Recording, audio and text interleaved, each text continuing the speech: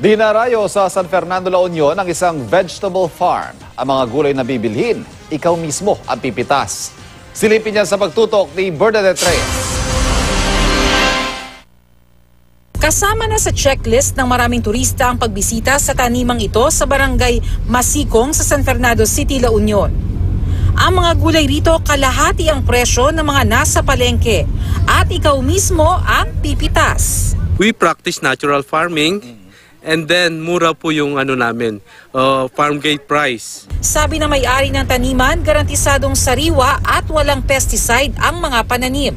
Pwede palang kainin na fresh. Yung mura, tingnan ho ninyo Parang yung bagong luto lang. Patok sa mga balikbayan ng experience, lalo na sa mga na-miss ang mga pagkaing Pinoy. Masarap po yung mga pagkain, sariwa kasi. It's a good experience. Bernadette Reyes, Nakatutok, 24 Oras.